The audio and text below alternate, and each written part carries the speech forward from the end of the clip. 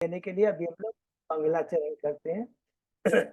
ओम ज्ञानतिमिरान्धस्य ज्ञानाञ्जनशलाकया चक्षुरुन्मीलितं येन तस्मै श्रीगुरुवे नमः। श्रीचैतन्यमनोभीष्टं स्थापितं येन भूतले स्वयं रूपकदा मह्यं ददाति स्वपदान्तिकं। वन्देऽहं श्रीगुरु श्रीयुतपदकमलं श्रीगुरु वैष्णवांश्च श्रीरूपं साग्रजातं सहगण रघुनाथं वितं तं सजीवं स्वाद्वैतं सावधूतं परिजं सहितं कृष्ण चैतन्य देवं श्री राधा कृष्ण पादान सहगण ललिता श्री विशाखावितांत च। नम ओम विष्णुपादाय कृष्ण प्रेष्ठाय भूतले श्रीमते भक्ति वेदांत स्वामिन इति नामने। नमस्ते सारस्वती देवे गौरवाणी प्रचारिणे निर्विशेषा शून्यवादी पश्चात देश तारिणे। वांछा कल्पतरुभ्यश्च कृपा सिन्धुभ्येव च पतितानां पावनेभ्यो वैष्णवेभ्यो नमो नमः। नमो महावदान्याय कृष्ण प्रेम पदायते कृष्णाय कृष्ण चैतन्य नामने गौरत्विषे नमः। हे कृष्ण करुणा सिंधु दीनबंधु जगतपते गोपेश गोपिका कांत राधा कांत नमस्तुते। तप्त कांचन गौरांगी राधे वृंदावनेश्वरी विश्वानुसुते देवी प्रणमामि हरिप्रिये। नीलांचल निवासाय नित्याय परमात्मने बलभद्र सुभद्रायां जगन्नाथाय ते नमः। जय श्री कृष्ण चैतन्य प्रभु नित्यानंद श्री अद्वैत गदाधर श्रीवासादि गौर भक्तबिंद। मुखम करोति वाचालम पंगु लंगे गिरिम यत्कृपातमहं वन्दे श्री गुरुमदीनतारिणं परमानंद माधवम श्री चैतन्य ईश्वरं। हरे कृष्ण कृष्ण कृष्ण हरे हरे हरे राम राम राम हरे हरे। सिर से मंगलाचरण की जय। शिला प्रभुपाद की जय। हरे कृष्णा। आज के चैतन्य चरितामृत चर्चा के ऊपर सभी भक्तों का हार्दिक स्वागत है। सभी भक्तों के चरणों में मेरा सादर दंडवत प्रणाम है। राधा माधव राधा गोविंद गुरु आचार्य परम वैष्णव की असीम कृपा से हम सब भक्त लोग मिलकर चेतन चरितामृत के ऊपर चर्चा कर पा रहे हैं। हम चेतन चरित्र के आदि लीला में हैं। आदि लीला के हम 5वें अध्याय में हैं। शीर्षक है भगवान नित्यानंद बलराम की महिमा। तो उसके पहले हमने जो 4 अध्याय कंप्लीट किए हैं उनको संक्षेप में दोहराते हैं। ये 4 अध्याय सबसे पहले हम लोग याद करेंगे कि ये चैतन्य तत्व कृष्ण तत्व के ऊपर में है। और ये इन 4 अध्यायों में कृष्ण कविराज गोस्वामी ने जो मंगलाचरण के 6 श्लोक हैं उनका विस्तृत से वर्णन किया। और ये 6 श्लोक में से जो प्रथम 2 श्लोक है जिसको नमस्कार श्लोक कहते हैं, पहले अध्याय में वो उसका वर्णन है। तो पहले अध्याय में नमस्कार है किसको करते हैं? 6 वर्गों को, 6 विषयों को, 6 लोगों को नमस्कार करते हैं। गुरु को, भक्त को, ईश्वर को, भगवान के अवतार को, भगवान के अंश प्रकाश को और अंतर्गत शक्तियों के बारे में बताते हैं। उनको नमस्कार करते हैं। और जैसे गुरु का हमने पढ़ा था, शिक्षा गुरु दीक्षा गुरु 2 होते हैं। भगवान के शुद्ध भक्त हैं वो 2 हैं, एक है साधन भक्त और दूसरे हैं निजी संग निजी पार्षद। तीसरा ईश्वर के अवतार के बारे में पढ़ा, अंशावतार, गुणावतार और शक्ति। उसके अलावा और 3 भी अवतार होते हैं, हमने पढ़ा था युगावतार, शक्ति अवतार और लीला अवतार, मनवंतर अवतार। युगावतार, मनवंतर और लीला अवतार। उसके बाद में हमने पढ़ा भगवान के रूप के बारे में, प्रकाश विग्रह, विलास विग्रह और भगवान की 3 शक्तियों के बारे में, बैकुंठ की लक्ष्मियां, द्वारका की रानियां और वृंदावन की गोपियां। उसके बाद में दूसरा नमस्कार है विशेष नमस्कार जो चैतन्य महाप्रभु और नित्यानंद को है। तीसरे अध्याय में जिसका हम लोग बोलते हैं विषय वस्तु, इसके अंदर में शीर्षक है पूर्ण पुरुषोत्तम श्री चैतन्य महाप्रभु। तो उसको पूर्ण पुरुषोत्तम चैतन्य महाप्रभु को के बारे में बताने के पहले कृष्णराज के विराज गोस्वामी कृष्ण तत्व को बताते हैं। और कृष्ण तत्व को बताने के बाद कहते हैं कि यही श्री कृष्ण जो स्वयं श्री कृष्ण है, स्वयं भगवान है, इस कलयुग में चैतन्य महाप्रभु के रूप में, जो कि राधा रानी की कांति और भाव को लेकर कर कर कर करके भक्त के रूप में अवतरित हुए हैं। तो इसके अंदर में कृष्ण तत्व चेतन क्या बताया, बहुत इंपॉर्टेंट है कि कृष्ण ही स्वयं भगवान है। और जो निराकारवादी कहते हैं उनका कोई रूप नहीं है, तो कहते हैं कि हाँ, उनको ये चीज समझना चाहिए, तुम्हें अल्प ज्ञान है, क्योंकि निराकार जो है, जो ब्रह्म ज्योति है, भगवान के शरीर से निकलने वाली उनकी कांति है।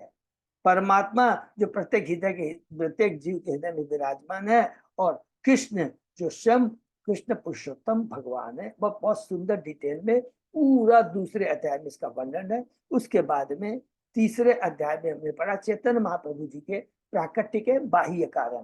तो ये जो बाह्य कारण है बहुत सिंपल है। इसमें हमने पढ़ा कि जब कृष्ण भगवान इस धरा से चले गए, कौन से द्वापर युग में, तो उन्होंने कहा कि मैंने दिव्य रसों का आस्वादन तो किया, लेकिन उद्घाटन इसका मैंने नहीं किया, और मैं अब एक भक्त के रूप में आकर करके इसका उद्घाटन करूंगा। पहला तो ये है। दूसरा कि उस समय क्या था, हर युग का एक धर्म होता है, हरिनाम के संकीर्तन इसका युग का धर्म है, और उसका प्रचार करने के लिए वो आते हैं। और तीसरा, अद्वैताचार्य ने हुंकार लगाई, जब देखा कि नवद्वीप में इस सब लोग भौतिकतावादी हो गए हैं, कोई हरिनाम का जप नहीं कर रहा है, और तब वो क्रोधित दुखी हो जाते हैं, और वो शालिग्राम शिला को लेते हैं, तुलसी और गंगा जल से पूजा करके भगवान का आह्वान करते हैं। ये तीन बाह्य कारण है। चौथा, श्री चैतन्य महाप्रभु के प्राकट्य के अंतरंग कारण। ये बहुत ही इंपॉर्टेंट है, सभी इंपॉर्टेंट, लेकिन ये बहुत विशेष, इसमें बहुत तत्व ज्ञान छिपा हुआ है। इसके अंदर में कृष्ण कविराज कहते हैं कि चैतन्य महाप्रभु के जो हमने बाह्य कारण बताए, अवतरण के बाह्य, वो तो बहुत सिंपल है, लेकिन जो वास्तविक आंतरिक कारण है वो ये है कि चैतन्य महाप्रभु जानना चाहते श्रीमती राधा रानी का दिव्य प्रेम कैसा है, कृष्ण के प्रति दिव्य प्रेम कैसा है। स्वयं श्री कृष्ण जानना चाहते हैं कि मेरे में ऐसा क्या है जिसके प्रति राधा रानी आकृष्ट होती है, और मेरी भक्ति कर कर कर करके, मेरी पूजा कर कर कर करे, मुझे आनंद प्रदान कर करके खुद को, राधा रानी को कैसा आनंद का अनुभव होता है। और इसको बताने के लिए पूरा इसके अंदर में हमने देखा, रिपीट करेंगे, कृष्ण तत्व राधा तत्व को बहुत डिटेल में बताया गया है। पांचवा यहाँ समाप्त होता है कृष्ण तत्व, 4 अध्याय और 6 श्लोक, 4 अध्याय 6 श्लोक। तो पहले 2 श्लोक का पहले अध्याय में वर्णन है, तीसरे श्लोक का वर्णन दूसरे अध्याय में है, चौथे श्लोक का वर्णन तीसरे अध्याय में है, और 5वें 6वें श्लोक का वर्णन चौथे अध्याय में है। अब हम आते हैं दूसरा नित्यानंद तत्व के ऊपर, जो कि जिसके अंदर में जो 5वें अध्याय में है, और कितने श्लोक कवर करता है मंगलाचरण के, अनदर 5, 7, 8, 9, 10, 11, ये 5 श्लोक है नित्यानंद तत्व के बारे में, बहुत ही इंपॉर्टेंट है, बड़ा सूक्ष्म है। तो इसमें शुरू करते हैं, कहते हैं कि मैं अगले जो 5 श्लोक है उसमें नित्यानंद की महिमा का वर्णन करूंगा। पूर्ण पुरुषोत्तम भगवान कृष्ण समस्त अवतारों के स्रोत है, और भगवान बलराम कौन है, उनके द्वितीय शरीर है। और 7वें श्लोक में वो बताते हैं, जो कि स्वरूप दामोदर की डायरी से बोल देंगे हैं से लिया गया, उसमें कहते हैं कि बलराम जो हैं वो श्री बलराम के पूर्ण अंश संकर्षण शेषनाथ तथा वे विष्णु जो क्रमशः कारण से करता है। तो कहते हैं यहाँ पर संक्षेप में सिंपल में बोलेंगे, भगवान बलराम मूल संकर्षण है। वे भगवान श्री कृष्ण की सेवा करने के लिए 5 अन्य रूप धारण करते हैं। तो भगवान श्री कृष्ण के विस्तार हैं, कृष्ण के विस्तार है बलराम, और बलराम अपने को प्रथम चतुर्भुज है, उसमें वो अपने को विस्तारित करते हैं, जिसमें उनका जो स्वयं है उनका नाम क्या है, मूल संकर्षण, नित्यानंद बलरामी मूल संकर्षण है। और वो भगवान की सेवा करने के लिए अपने को 5 रूप में धारण करते हैं। तो भगवान क्या आदेश क्या है, तुम सृष्टि का पालन करो, और भगवान जब लीला यहाँ करने आते हैं तो भगवान की लीला में मदद करो। ये काम है नित्यानंद प्रभु का। तो जो सारी सृष्टि का भी कार्य कौन करते हैं, नित्यानंद प्रभु करते हैं। और भगवान जब श्री कृष्ण इस धरा पे आते हैं तो सारी लीलाओं की व्यवस्था वो करते हैं। इतना ही नहीं, और भगवान के जितने भी अवतार हैं वो डायरेक्ट नहीं, वो नित्यानंद प्रभु के माध्यम से ही आते हैं। देखिए कितना सूक्ष्म ये तत्व है। तो कहते हैं मैं 5 रूप धारण करते हैं, महाशंकरसन, कारणोदक्षाय विष्णु, गर्भोदक्षाय विष्णु, क्षीरोदक्षाय विष्णु और अनंत शेष। कहते हैं भगवान श्री नित्य में चतुर्भुज में मूल संकर्षण नाम से विख्यात है। तो पहला जो चतुर्भुज है मूल संकर्षण से विख्यात है, और उसके बाद में इस मूल संकर्षण को, और उसके बाद में इनसे जो नारायण आते हैं, और नारायण से जो महाशंकर्षण आते हैं, इसको, और महाशंकर्षण से कारणोदक्षाय विष्णु, कारणोदक्षाय से क्षीरोदक्षाय, सॉरी गर्भोदक्षाय विष्णु, गर्भोदक्षाय से क्षीरोदक्षाय, इसको एक्सप्लेन करने के लिए इन्होंने ये 4 श्लोक और लिए हैं। तो पहला जो 8वां श्लोक है उसमें कहते हैं कि वो मूल संकर्षण या वो प्रथम चतुर्व्यूह जिसमें वासुदेव संकर्षण माने मूल संकर्षण बोलेंगे, प्रद्युम्न और अनिरुद्ध हैं, वो कहाँ रहते हैं, परव्योम में रहते हैं। तो आध्यात्मिक जगत के बारे में बताते हैं कि जो जो बड़ा आध्यात्मिक जगत है, जो दिव्य है, उसमें जो सबसे ऊंचे का लोक है उसका नाम है कृष्ण लोक। क्या नाम है, कृष्ण लोक। और ये कृष्ण लोक 3 भागों में विभाजित है, द्वारका, मथुरा और गोकुल। और गोकुल को भी 4 नाम से पुकारते हैं, ब्रज, गोलोक, श्वेतद्वीप और वृंदावन। तो श्वेतद्वीप के बारे में मैं बार बार करूंगा, कंफ्यूज मत होइएगा। भौतिक जगत में भी श्वेतद्वीप है।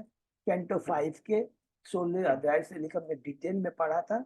7 समुद्र है, उसमें से एक है दूध का सागर है श्वेत, श्वेत द्वीप, वहीं पर श्वेत है, दूध का सागर है। यहाँ श्वेत द्वीप भौतिक जगत में भी है और आध्यात्मिक जगत में है।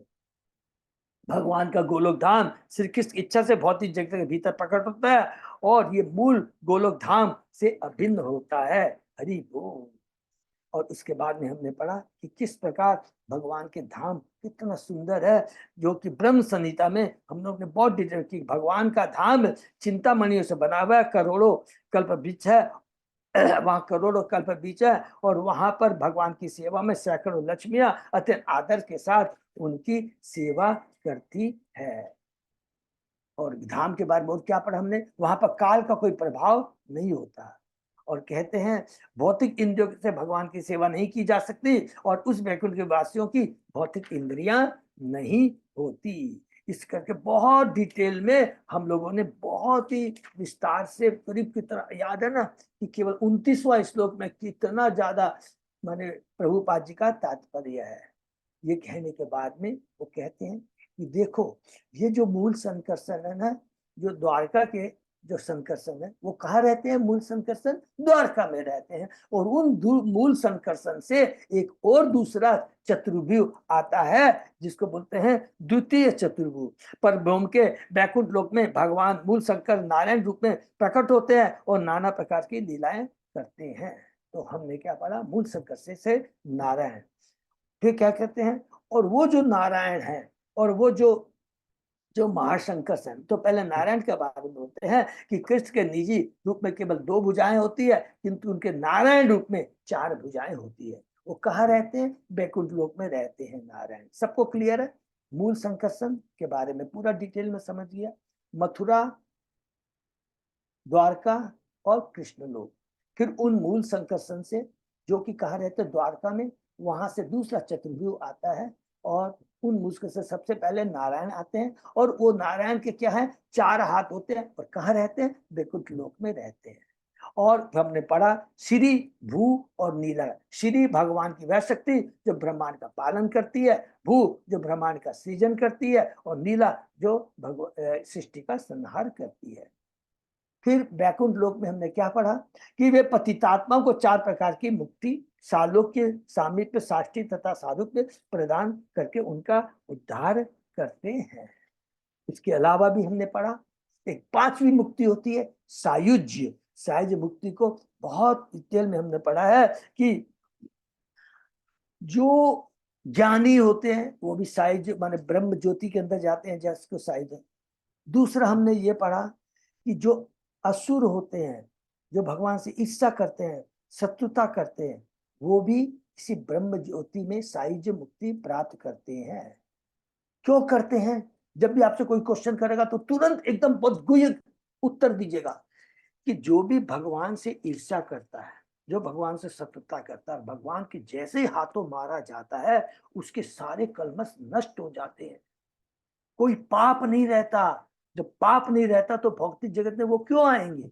लेकिन भक्ति भी नहीं की है उन्होंने, इसलिए उनको भगवान साइज मुक्ति प्रदान करते हैं। किंतु इस प्रकार की मुक्ति असुरों के लिए महिमाशाली हो सकती है, किंतु भक्तों के लिए ये नारकी है, क्योंकि हमने पढ़ा प्रबोधानंद सरस्वती ने यही बात कही थी। उसके बाद में हम लोगों ने पढ़ा परब्यों के बैकुंठ लोक के द्वारका के चतुर्थ का माने जो वही सेकंड चतुर्भुज है, इन रूपों में श्री बलदेव महाशंकरसन के रूप में प्रतिनिधित्व करते हैं। तो सेकंड चतुर्भुज में वही शंकरसन का नाम क्या हो गया? महाशंकरसन। अब इन महाशंकरसन के बारे में प्रभुपाद जी तात्पर्य में कहते हैं, क्या कहते हैं? श्रीमद् भागवत के में बतलाया गया, हम लोगों ने पढ़ा था ना, वासुदेव हमारी चार हुए ना, सेकंड जो चतुर्भुज है क्या बोलेंगे? महाशंकरसन, वसुदेव, प्रद्युम्न और अनिरुद्ध। महाशंकरसन से शिव भगवान जी, याद है ना? सबको याद है, प्लीज याद रखेंगे। कैंटो 4 के हम लोग ने तीसरे अध्याय में हमने पढ़ा था कि किस प्रकार भगवान का शिव भगवान ग्लोरिफिकेशन करते हैं ना, भगवान के रूप का वर्णन करते हैं। और ये भी हमने वर्णन सुना था कि सब लोग तो चरणों से भगवान का मुख तक का ग्लोरिफिकेशन करते हैं, लेकिन इसमें शिव स्तुति में भगवान के मुख से लेकर चरणों का उल्टा आकर करके वर्णन हुआ है। और बहुत भगवान शिव कहते हैं कि हे वसुदेव, मेरी कलुषित चेतना को शुद्ध कीजिए। हे संकर्षण माने हे महाशंकरसन, हमारे मिथ्या अहंकार को नष्ट कीजिए। हे प्रद्युम्न, हमारी बुद्धि को सतबुद्धि दीजिए। और हे अनिरुद्ध, मेरे मन को भगवान की भक्ति में लगा। अर्थात क्या बोलेंगे? संक्षेप में बोलेंगे, वासुदेव हमारी चेतना के अधिष्ठाता देवा है, संकर्षण हमारे मिथ्या अहंकार के अधिष्ठाता देवा है, प्रद्युम्न हमारे बुद्धि के अधिष्ठाता देवता हैं, और अनिरुद्ध हमारे मन के अधिष्ठाता देव। एक तो ये हो गया। अब दूसरा क्या है? वो जो मूल संकर्षण है, जो कि द्वितीय चतुर्भुज में है, इसके रूप में है, तो क्या करते हैं? वो स्वयं बलराम है। पहला तो ये चीज है। और यही बलराम जो है, यही कारण सागर का भी आदि कारण, अर्थात मूल संकर्षण से कौन निकलते हैं? कानोदक्षाई विष्णु। अर्थात जो मूल संकर्षण है उनके अंश कौन हो गए? कारण कानोदक्षाई विष्णु। जहां कानोदक्षाई विष्णु शयन करते हैं और जिनकी श्वास से असंख्य ब्रह्मांडों के बीच निकल जाता है, तो कहते हैं कि कारण सागर। तो कारण दक्षाई विष्णु है, कहाँ रहते हैं? कारण सागर में रहते हैं, नंबर 1। दूसरा, उनके श्वास से असंख्य ब्रह्मांड निकलते हैं, ये हम लोग ने पिछली क्लास में पढ़ा। तो मूल संकर्षण से कारण दक्षाई विष्णु, जो कारण समुद्र में लेटे रहते हैं और उनके श्वास से असंख्य ब्रह्मांड निकलते हैं।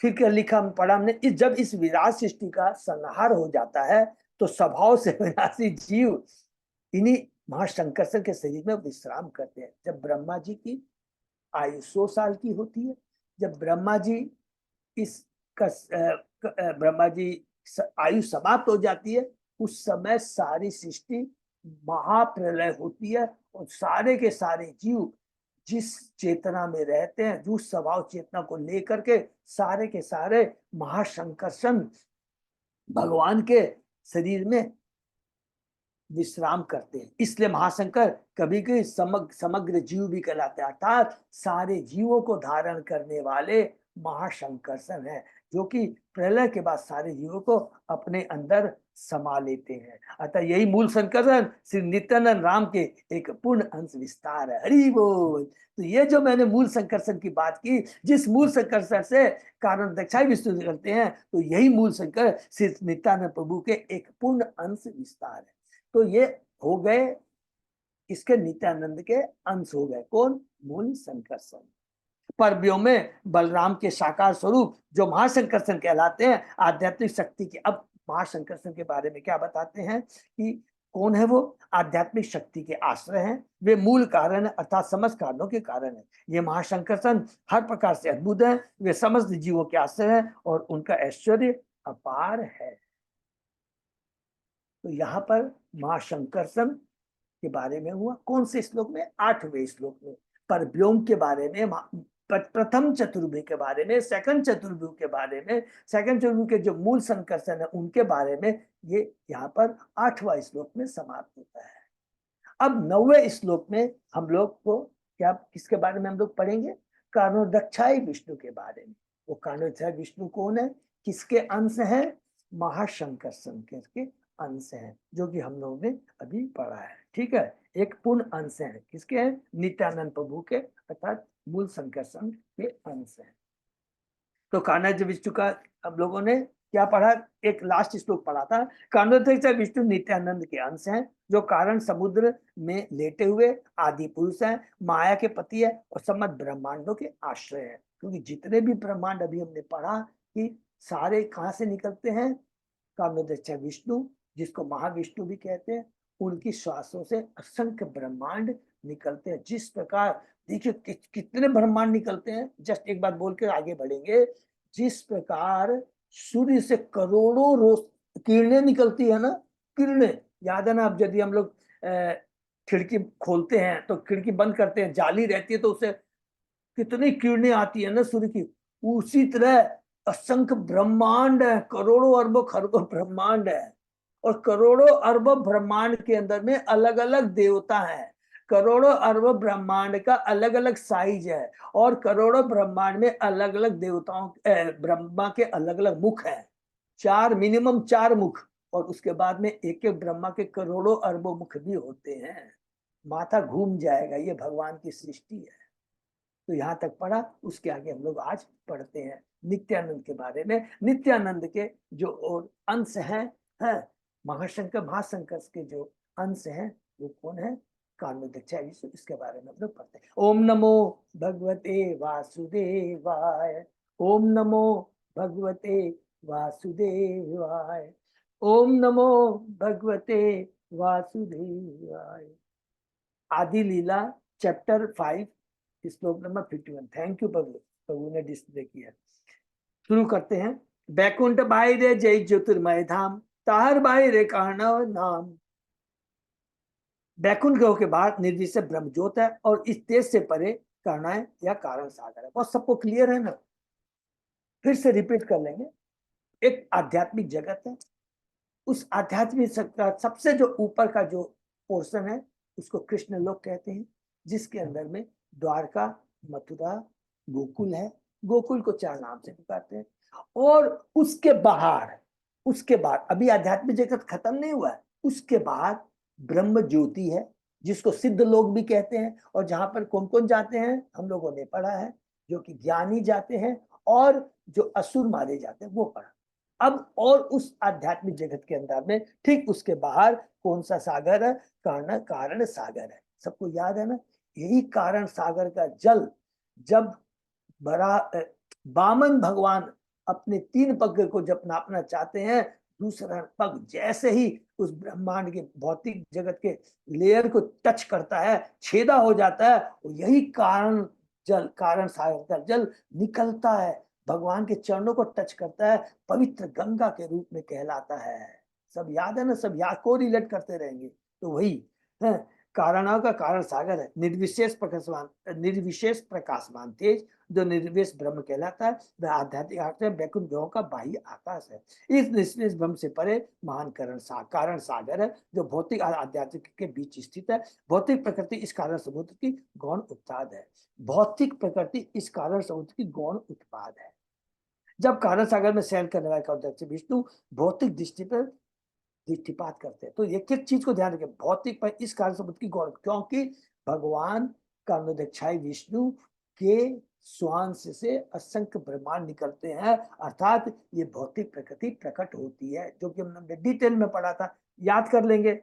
उनके असंख्य ब्रह्मांड निकलते हैं, और उस समय क्या रहते हैं? सारे सुप्त अवस्था में रहते हैं, जिसको प्रधान कहते हैं। उसके बाद में महत्त्व, फिर महत्व तत्व है जो मिथ्या अहंकार में रहता है, और वो मैं तो मिथ्यांकार थे, मिथ्यांकार जब सतोगुण में होता है, रजोगुण में होता है, तमोगुण में होता है, तो सतोगुण से क्या क्या आते हैं, मिथ्या भाग के सतोगुण से, मिथ्या अहंकार के रजोगुण से, मिथ्याकार जब तमोगुण में रहता है, तो सब हमने पढ़ा था। 5 भौतिक तत्व, 3 मन इंद्र बुद्धिया, मन इंटेलिजेंस बुद्धि, देवता, अलग अलग हम लोगों ने पढ़ा था, सारी चीजें वहीं से आती है। अर्थात जो सर्ग का काम करते हैं, सर्ग माने प्राइमरी क्रिएशन का काम, यही कानोदक्षाई विष्णु से होता है। इसीलिए कहा गया है कि भौतिक प्रकृति इस कारण स्रोत की गौण उत्पाद है, ये भौतिक, ठीक है। फलतः कृष्ण को स्वयं भौतिक सृष्टि से कुछ भी लेना देना नहीं होता। हरि या ऊपर जब कारण सागर में शयन विष्णु भौतिक प्रकृति पर दृष्टिपात करते हैं, तो ब्रह्मांडों की सृष्टि होती है, और ब्रैकेट में लिख लेंगे असंख्य ब्रह्मांडों की सृष्टि होती है। फलतः कृष्ण को स्वयं भौतिक सृष्टि से कुछ भी लेना देना नहीं होता। स्वयं कृष्ण को इस भौतिक सृष्टि से लेना देना नहीं होता। भगवद गीता पुष्टि करती है, भगवान भौतिक प्रत्येक दृष्टिपात करते हैं, और इस प्रकृति अनेक ब्रह्मांडों को जन्म देते हैं। तो यहाँ पर जब भी बोलेंगे कि भगवान भौतिक दृष्टिपात करती है, तो क्या बोलेंगे कि भगवान श्री कृष्ण के कला, कला क्यों कला बोलेंगे, क्योंकि भगवान श्री कृष्ण से क्या आते हैं, मूल संकर्षण, बलराम, बलराम से मूल संकर्षण, और क्योंकि अंश और कलांश, अंश के अंश को बोलते हैं कलांश, बस सिंपल चीज है, अंश के अंश। तो डायरेक्ट श्री कृष्ण से कामदेव विष्णु नहीं आते हैं, नहीं आते हैं, ठीक है ना। मूल संकर्षण, मूल संकर्षण से नारायण, नारायण से महासंकर्षण, महासंकर्षण से कामदेव विष्णु। तो ये क्या है, भगवान के कलांश, कौन से, श्री कृष्ण के कलांश है। दृष्टिपात करते हैं कि इस तरह प्रकृति अनेक ब्रह्मांडों को जन्म देते, किंतु न तो गोलकवासी कृष्ण, न ही बैकुंठवासी नारायण भौतिक सृष्टि के प्रत्यक्ष संपर्क में आते हैं। हरि बोल। न तो कृष्ण और न ही नारायण, वे भौतिक सृष्टि से पूर्णतः अलग रहते हैं।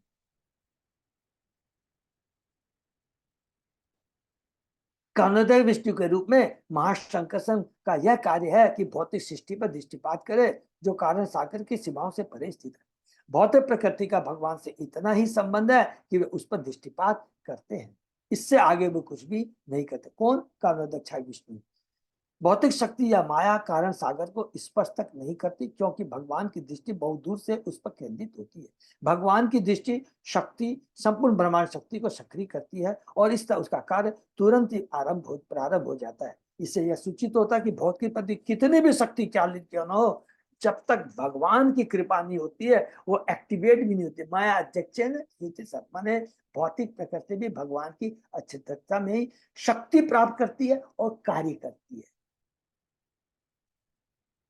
इसलिए कहता है कि भौतिक में कितनी भी शक्तिशाली क्यों ना हो, उसमें अपनी खुद की कोई शक्ति नहीं होती। उसकी कार्य क्रियाशीलता भगवान की कृपा से प्रारंभ होती है, और तब संपूर्ण जागतिक सृष्टि नियमबद्ध रूप में प्रकट होती है।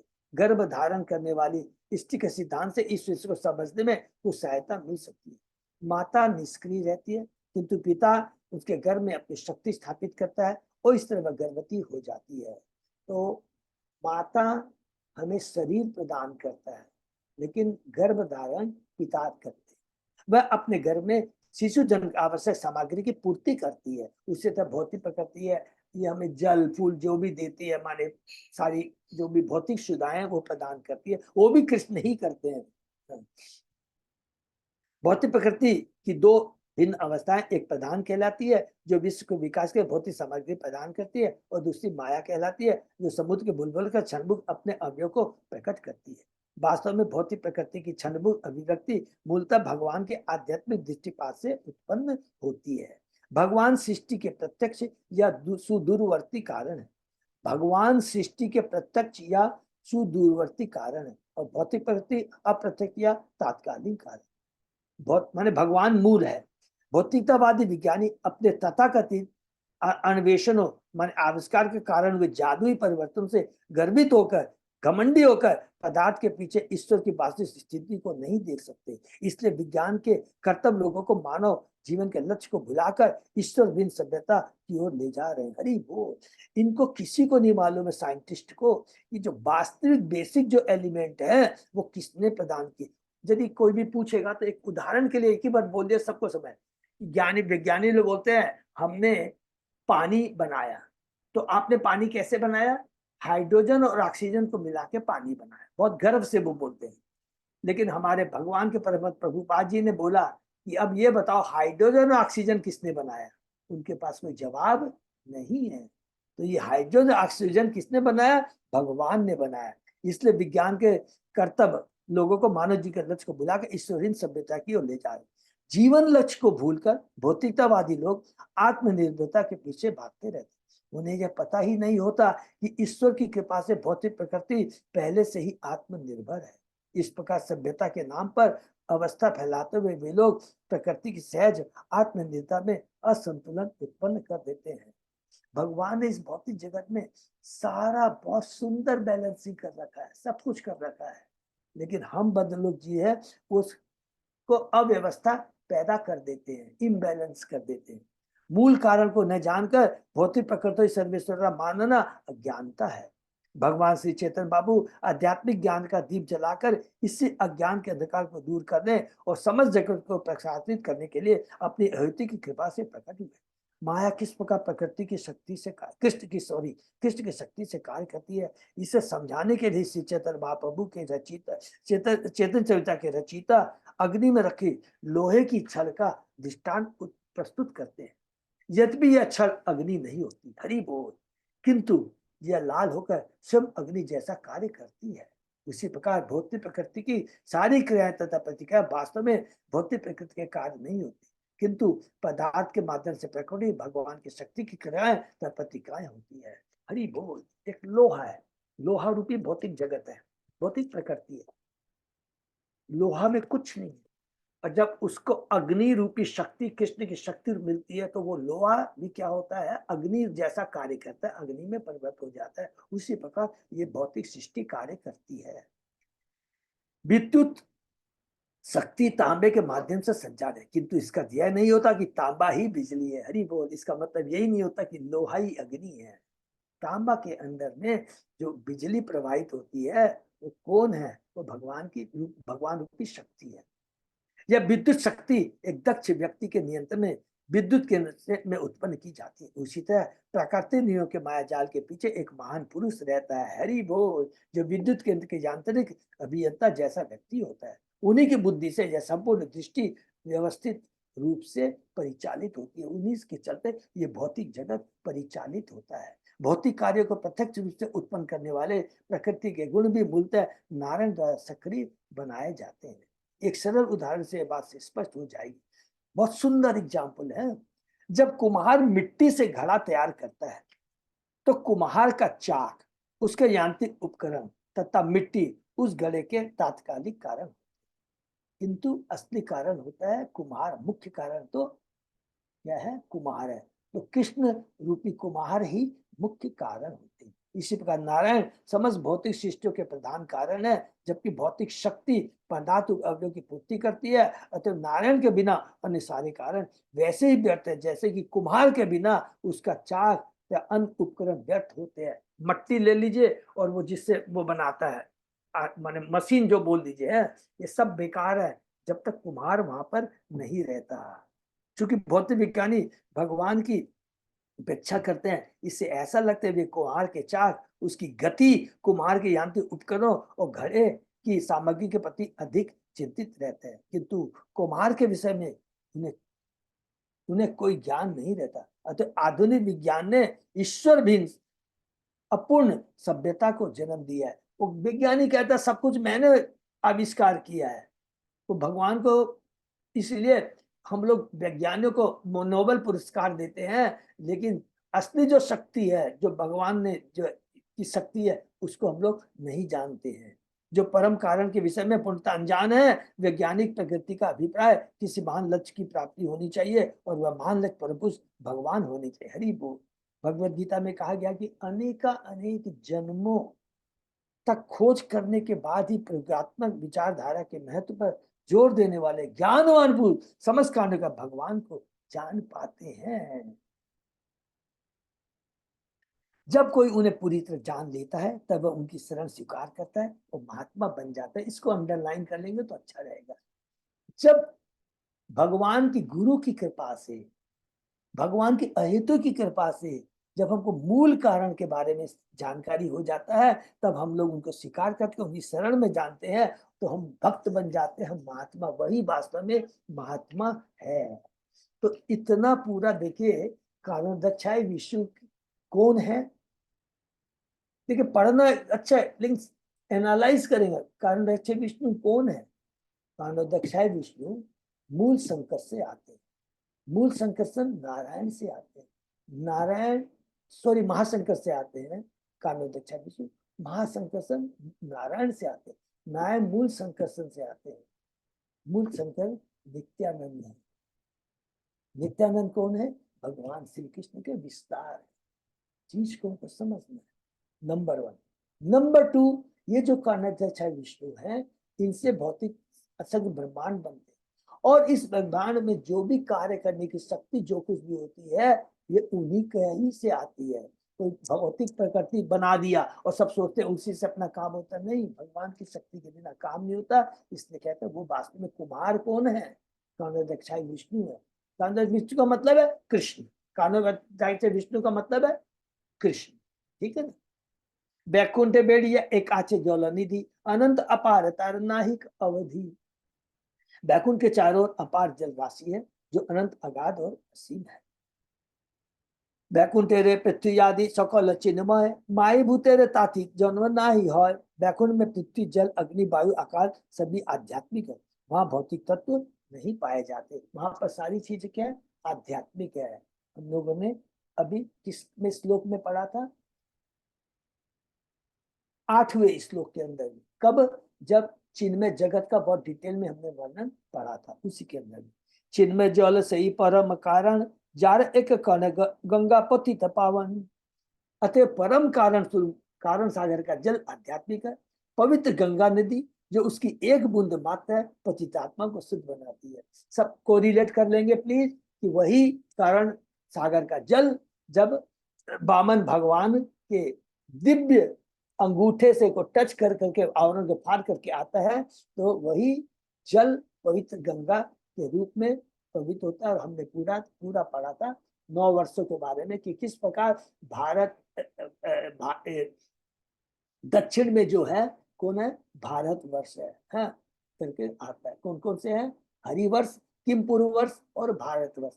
वो 3 जो है 9 वर्षों में से वो दक्षिण में, भारत से लास्ट में। और किस प्रकार गंगा नदी हिमालय से होती हुई पूरे हमारे भारतवर्ष में प्रवाहित होती है, ये हमने पढ़ा था। सही ते कारण वे सही संकर्षण आपनार एक अंश करे स्वयं। उस सागर में भगवान शंकर के एक पूर्ण अंश शयन करते हैं। कारण सागर में कौन? कानोदक्षाई विष्णु। महत सृष्टा पुरुष हो जगत कारण, आद्य अवतार करे माया इक्षण। वे समग्र भौतिक शक्ति के सृजन करता प्रथम पुरुष के नाम से जाने जाते हैं। पुरुष अवतार में 3 है, कानोदक्षाई विष्णु, गर्भोदक्षाई विष्णु और क्षीरोदक्षाई विष्णु। तो प्रथम पुरुष कौन हो गए? कानोदक्षाई विष्णु। वे समस्त ब्रह्मांडों के कारण एवं प्रथम पुरुष अवतार माया के ऊपर दृष्टिपात करते हैं। तो दृष्टिपात करते हैं, तो उसका हम लोगों ने पढ़ा था कि असंख्य ब्रह्मांड निकलते। माया शक्ति रहे कारण, माया शक्ति रहे कारण अवधि बाहिरे, कारण समुद्र माया परशिते नारे। माया शक्ति कारण सागर के बाहर निवास करती है। ही बोल, माया इसके जल को स्पर्श तक नहीं कर सकती, क्योंकि ये भौतिक जगत में है माया शक्ति। सहित माया द्विविध अवस्थिति, जगत उपादान प्रधान प्रकृति। माया का अस्तित्व 2 प्रकार का होता है, एक प्रधान या प्रकृति कहलाता है, या भौतिक अवयव की पूर्ति करता है, आदि उपादानों की पूर्ति है। तो प्रधान को ऐसे बोल देंगे, जब एक गोडाउन होता है ना, जैसे गोडाउन के अंदर सारे अवयव छिपे हुए हैं, जो भी सारे अवयव निकलते हैं ना, महत्त्व, उसके बाद में मिथ्या अहंकार, फिर अलग अलग जो सारे निकलते हैं 5 तत्व, ज्ञान, इंद्रिय, मन, बुद्धि, अहंकार, देवता, सारी चीजें अभी गोडाउन में बंद है, माने वो प्रधान है। और उसके बाद में वो महत्त्व, महत्त्व तत्व माने ताला खुलता है, और उसके बाद में इस तरह सृष्टि प्रॉपर सीक्वेंस में होती है। पूर्ण पुरुषोत्तम भगवान की बहिरंग शक्ति माया दो व्यक्त है। माया ही भौतिक जगत की कारण है और वही सीजन की सामग्री उत्पादन उपलब्ध करने वाली माध्यम है, लेकिन सारी एक्टिवेट करती है जब भगवान की शक्ति आती है, तभी ये कार्य करना शुरू करती है। वैश्विक प्राकृतिक की कारण होने के फलस्वरूप वह माया कहलाती है और वैश्विक प्राकृतिक की सामग्री की पूर्ति करने का वह प्रधान कहलाती है। श्रीमद् भागवत में बहिरंगा शक्ति के इन विभागों का स्पष्ट वर्णन मिलता है।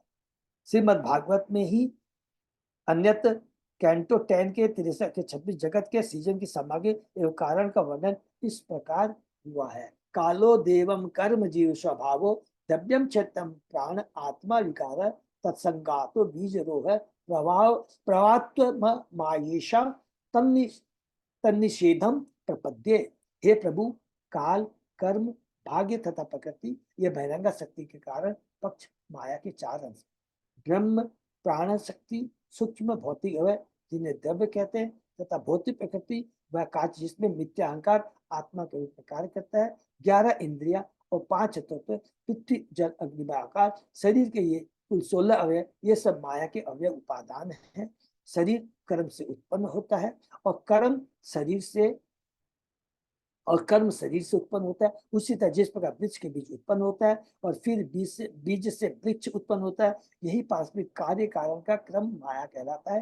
हे स्वामी, आप मुझे इस कार्य कारण के चक्र से बचा सकते हैं। मैं आपके चरणों की पूजा करता हूँ। बहुत सुंदर है पूरा। फिर से भौतिक प्रकृति के बाद में पृथ्वी अग्नि जल वायु सब याद करेंगे।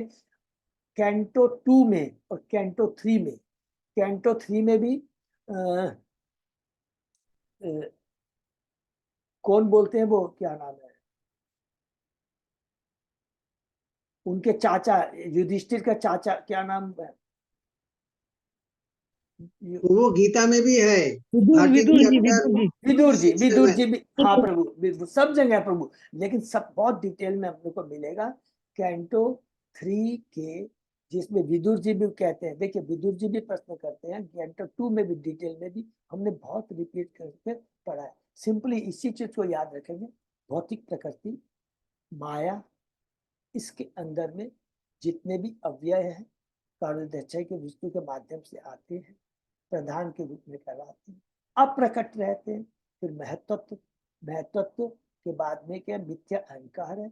इसके बाद तो ये सारे जो छिपे हुए तत्व हैं वो प्रकट होते हैं। वो कितने प्रकट है? 24 तत्व, 25 तत्व, जो भी आप ले लीजिए, ये सारे तत्व तभी कार्य करते हैं जब तक भगवान की शक्ति नहीं उसमें काम करती। सिंपली इसको याद रखना बस। तो वही भगवान जो ये सृष्टि करते हैं, ये और ये जो 11वां कैंटो है, इसके अंदर में जो 24 अध्याय है हम लोग वो पढ़ेंगे। जो है उद्धव गीता है, उद्धव गीता है। इसी में भगवान ने स्वयं श्री कृष्ण ने उद्धव को बहुत डिटेल में बताया। 9 योगेंद्र का पढ़ेंगे, 24 गुरु का पढ़ेंगे, और उसके बाद में भगवान की उद्धव गीता, सबसे बड़ी गीता, इससे बड़ा, इससे ज्यादा बड़ा जो इवन अर्जुन को भी नहीं। क्योंकि याद है ना, उद्धव ने कहा था कि मेरे को जो भगवान ने ज्ञान दिया था वो ब्रह्मा जी तक को नहीं दिया था। बहुत इंपॉर्टेंट है, हम लोग धीरे धीरे करके वहां तक पहुंचे। तो ये सारा प्रकृति के बारे में वर्णन कर रहा है। यद्यपि जीव मुख्य रूप से माया के कारण अंश से संबंधित है, फिर भी इसका संचालन माया के अवयव द्वारा होता है। और माया के कारण अंश में 3 शक्तियां कार्य रहती है: ज्ञान, इच्छा तथा कर्म। भौतिक अवयव प्रधान के रूप में माया की अभिव्यक्ति होते हैं, माने प्रकृति। दूसरे शब्द में, जब माया के 3 गुण सुप्त अवस्था में रहते हैं तो वे प्रकृति अव्यक्ता प्रधान के रूप में, सुप्त अवस्था में रहते हैं, अप्रकट रहते हैं, तो वे क्या कहलाते हैं? वे प्रकृति अव्यक्त, माने जो अव्यक्त नहीं हुआ है। अव्यक्त माने अभी अव्यक्त नहीं हुआ, अप्रकट है, उसी को प्रधान कहते हैं। इसने लिख दिया अव्यक्त या प्रधान रूप में रहते हैं। अव्यक्त से प्रधान का दूसरा नाम है, दूसरा पर्यायवाची है। अव्यक्त अवस्था में भौतिक प्रकृति विविधता से रहित रहती है, कोई एक्टिविटी उसमें नहीं रहती है। यह विविधता माया के प्रधान द्वारा व्यक्त होती है, अतः प्रधान शब्द अव्यक्त या प्रकृति से अधिक महत्वपूर्ण है। जगत कारण न है प्रकृति जड़ रूपा, शक्ति संचार यह तारे कृष्ण करे कृपा। चूंकि प्रकृति जड़ तथा निष्क्रिय है, देखिए बार बार रिपीट कर रहे कृष्ण, चूंकि प्रकृति जड़ तथा निष्क्रिय है, कुछ नहीं है, अतः वह वास्तव में भौतिक जगत की कारण नहीं हो सकती। इसलिए वो कारण नहीं हो सकता। इसके कारण तो कौन है? कारण तो अच्छा ही विष्णु है, लेकिन भगवान कृष्ण जड़ निष्ठ की भौतिक प्रकृति अपनी शक्ति संचारित करके अपनी कृपा प्रदर्शित करते हैं, तब वो एक्टिवेट होती है। क्लियर है ना सब कुछ? कृष्ण शक्ति प्रकृति हो गौण कारण, अग्नि शक्ति लोहे जेचे करे जागरण। इस तरह भगवान कृष्ण की शक्ति के द्वारा प्रकृति गौण कारण बन जाती है। प्रकृति गौण कारण है, लेकिन कृष्ण है मूल का। जिस तरह लोहा अग्नि की शक्ति से लाल हो जाता है, लोहा प्रकृति के समान है। जैसे ही भगवान की शक्ति रूपी अग्नि उसके अंदर प्रवेश करती है, वो लाल हो जाता है, वो भी अग्नि का काम करता है। उसी तरह प्रकृति भी काम करती है, एक्टिवेट होती है। अतएव कृष्ण मूल जगत कारण, प्रकृति कारण जैसे अजा गल स्तन। ये बहुत इंपॉर्टेंट श्लोक है। अतः भगवान किस इस जगत के प्राकृतिक के मूल कारण है। प्रकृति तो बकरी के गले से लटकने वाले उस स्तनों की भांति है जिनसे दूध नहीं है। बकरी का ये क्या बोलते हैं ना, इसको गल स्तन होता है? जो ये थन नहीं होता है, खाली दिखाने जैसा थन जैसा दिखता है? उससे दूध नहीं निकलता। तो वही भगवान कहते हैं कि भौतिक प्रकृति है, वो कुछ नहीं कर सकती बिना कृष्ण की कृपा के। बहिरंगा शक्ति माया शक्ति कहलाती है। यह अव्यय सामग्री उपलब्ध कराने वाली के रूप में प्रधान प्रकृति से युक्त होती है तथा कारण अंश के रूप में माया से युक्त होती है। जड़ भौतिक इस भौतिक जगत का वास्तविक कारण नहीं है, क्योंकि कृष्ण के पूर्ण विस्तार कारणोदक्षाई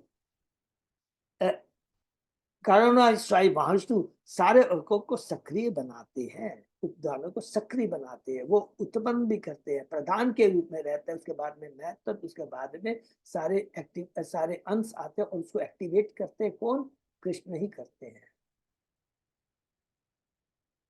यहाँ पर लोहे का उदाहरण दिया गया है। भौतिक प्रकृति अवयवों की पूर्ति करने की शक्ति इसी प्रकार आती है। यहाँ पर लोहे का उदाहरण दिया गया जिसमें गर्म करने या जलाने का गुण नहीं होता, किंतु वही लोहा अग्नि के संपर्क में आकर लाल हो जाता है। वही लोहा, वही भौतिक प्रकृति भगवान की शक्ति रूपी अग्नि के संपर्क में आकर करके लाल हो जाती है। वो भी अग्नि का काम शुरू कर देती है और गर्म दे सकता है, अतः अन्य वस्तुओं को जला सकता है।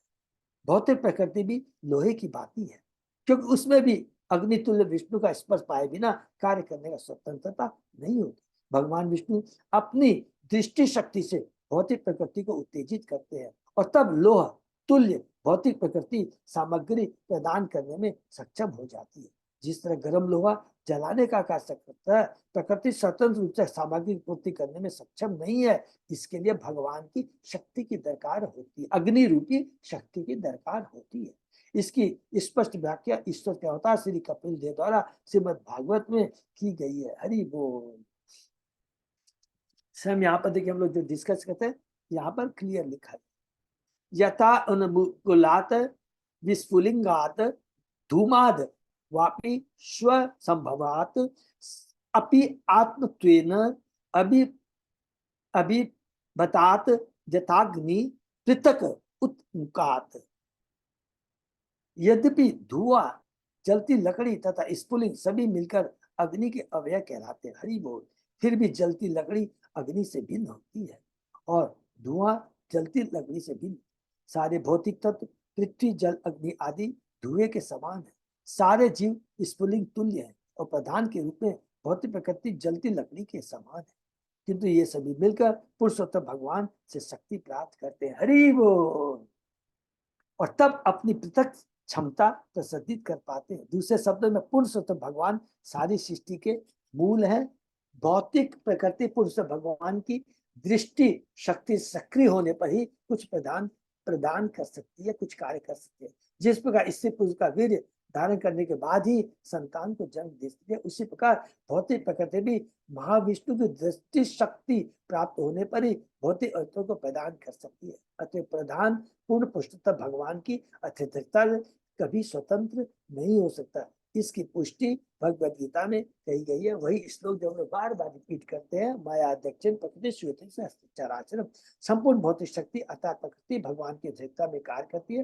भौतिक तत्वों के मूल स्रोत कृष्ण है।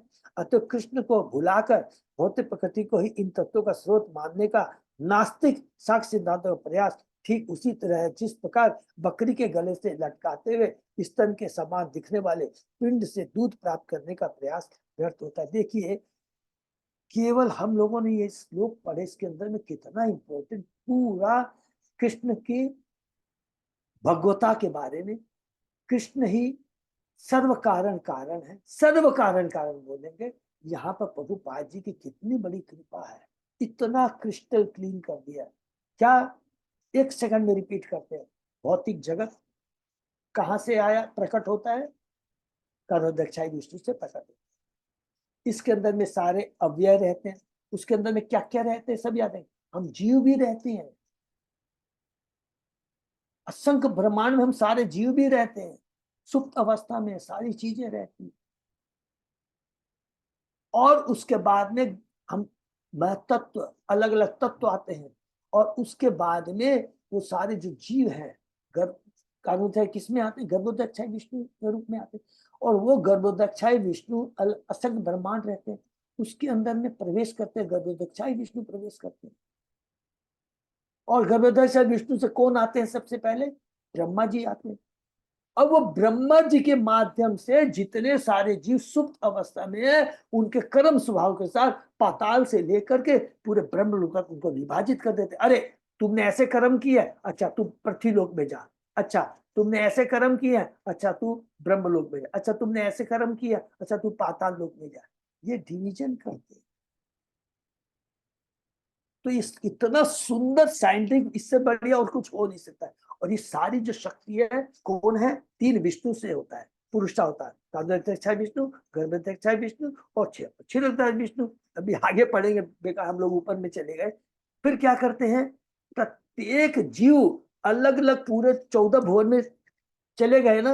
अब प्रत्येक जीव के हृदय में वही गर्भोदक्षाई विष्णु, क्षीरोदक्षाई विष्णु में परमात्मा के रूप में जाके स्थापित होते हैं। ये पूरा पूरा सृष्टि का पूरा स्ट्रक्चर है। ये कैसे पहले बनती है, और उसके बाद में कैसे अलग अलग जीव, अलग अलग पदार्थ, 24 तत्व उत्पन्न होते हैं, और उसके बाद में किस प्रकार इस सृष्टि का संचालन होता है। माया अंश से कही तारे निमित्त कारण, से नहीं जाते करता हेतु नारायण। भौतिक प्रकृति का माया अंश विश्व के प्रकट का तात्कालिक कारण है, तात्कालिक है, किंतु यह वास्तविक कारण नहीं हो सकता है, क्योंकि मूल कारण तो भगवान नारायण। शुरू में तो हमको लगता है कि ये भौतिक प्रकृति सारा कार्य कर, नहीं नहीं, ये गौण कारण है, बहुत तात्कालिक। मूल कारण तो कौन है, नारायण। नारायण कौन है, कृष्ण है। घटेरे निमित्त हेतु जेते कुंभकार, तेचे जगतेरे करता पुरुष अवतार। जिस प्रकार मिट्टी के पात्र का मूल कारण कुमार है, उसी तरह भौतिक जगत के सृष्टा प्रथम पुरुषावतार का अध्यक्ष विष्णु है। तो अभी हम लोग किसके बारे में पढ़ रहे हैं, पुरुषावतार के प्रथम पुरुष का अध्यक्ष विष्णु के बारे में पढ़ रहे हैं। कौन सा श्लोक है, 9वां श्लोक है। कृष्ण करता माया तारक और सहाय, घटेर कारण चक्रदंड आदि उपाय। भगवान कृष्ण सृष्टा है और माया उपकरण के रूप में उनकी सहायता के लिए, ठीक वैसे जैसे कुम्हार का चाक तो अन्य उपकरण पात्र के साधन रूप कारण होते हैं। दूर रहते पुरुष करे माया ते अवदान, जीव रूप वीरता ते करे न आधान। प्रथम पुरुष दूर से माया पर दृष्टिपात करते हैं, और इस प्रकार वे जीव रूपी वीर से गर्भाधान कराते हैं। जिस प्रकार हमने पढ़ा था कि स्त्री प्रकृति है, क्या है, स्त्री है, और भगवान पुरुष हैं जो प्रकृति को, माने वो वास्तव में प्रकृति तो क्या है, जैसे एग्जाम्पल माता, सबको याद है, माता शरीर प्रदान करती है बच्चे, लेकिन भगवान उसमें पुरुष वीर स्थापित कर करके वो जीव को वहां पर स्थापित करता है, और उसका शरीर माता प्रदान करती है। उसी प्रकार से यहाँ पर कहते हैं भगवान गर्भाधान के रूप में दृष्टिपात करते हैं। तो कृष्ण पूजी यही विराम देते हैं। ओ हाँ, sorry Prabhu, thank you so much. तो इसमें तो और कोई एक्सप्लेन करने की डिटेल दरकार नहीं है, बहुत ही सुंदर ढंग से यहाँ पर देखिए क्या क्या आज हमने पढ़ा इसके अंदर में। सबसे पहले हम लोग ने पढ़ा है कि जो महाशंकरसन है उनसे आते हैं मूल, सॉरी, कालोदक्षाई विष्णु। अब कालोदक्षाई विष्णु ही वास्तव में सृष्टि के पालन करते हैं, वही सारे ब्रह्मांड आते हैं, और उसी असंख्य ब्रह्मांड में गर्भोदक्षा भी छिद्र विष्णु होते हैं। और जब ये ब्रह्मा जी कि आयु खत्म हो जाती है 100 साल, तो वही सारे के सारे जीव जिस अवस्था में रहते हैं अपने उस समय जिसके भी अलग अलग कर्म स्वभाव होते हैं, पुनः जाकर के कर्णोदय विष्णु में वो समा जाते हैं। तो वो कर्णोदय विष्णु का इतना महत्व इस अध्याय में अभी हम लोग पढ़ रहे हैं। अर्थात बिना कृष्ण की कृपा के, बिना कर्णोदय विष्णु की कृपा करके भौतिक प्रकृति कुछ नहीं कर सकती है। भौतिक प्रकृति के अंदर में जो कुछ भी आता है, जो भी वहां पर सारी व्यवस्थाएं हैं, वो और उन सारी व्यवस्थाओं को एक्टिवेट करने का, वो कार्यशील करने का काम कृष्ण ही करते हैं अपने कलांश अंश के माध्यम से। ठीक है ना? तो ये सारी चीजें किसको जस्टिफाई करता है? उसको सारी चीजों को मिला करके एक ही गीता का श्लोक है, माया अध्यक्ष में स्विचे चराचरम, ये याद रखिए। बोलेंगे कैसे है, इसका डिटेल में भी बोल रहा हूं, तो यहाँ से हम भक्तों को एक्सप्लेन कर सकते हैं। ठीक है ना? हरे कृष्ण, ये पे विराम देते हैं।